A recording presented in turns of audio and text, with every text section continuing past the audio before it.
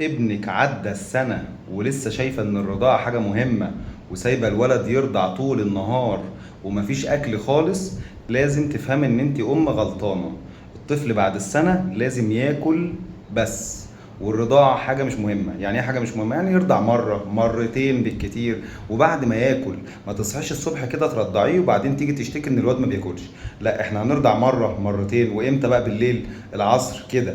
لكن بعد السنة لو انت شايفة ان الطفل طول النهار بيرضع وانت مستسلمة للقصة دي ومش بتقاوميها، طيب روحي حللي بقى انيميا، شوف الانيميا اللي عند ابنك وعالجيها نتيجة انه مش بياكل بسبب انك موافقة انك تسيبيه يرضع طول اليوم. ما ينفعش الطفل يا جماعة بعد السنة يكون معتمد على الرضاعة، دي كارثة.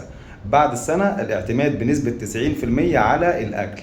انا ما قلتلكيش افطمي، عشان بس في ناس تقول لك اصلي بابا وجوزي بيقولوا لازم نقعد سنتين. براحتك، اقعدي رضعي 10 سنين براحتك. المهم يكون بيرضع مره مرتين بالكتير وبعد الاكل. لكن لو انت شايفه ان الطفل متمسك بالرضاعه ورافض الاكل وانت ضعيفه مش عارفه تسيطري على القصه دي، يبقى افطمي احسن لنا كلنا، عشان ننقذ الطفل من سوء التغذيه اللي بيحصل له بسبب انه مش بياكل ومعتمد على الرضاعه. لازم تعرفي ان بعد السنه الطفل لازم ياكل. اللهم بلغت.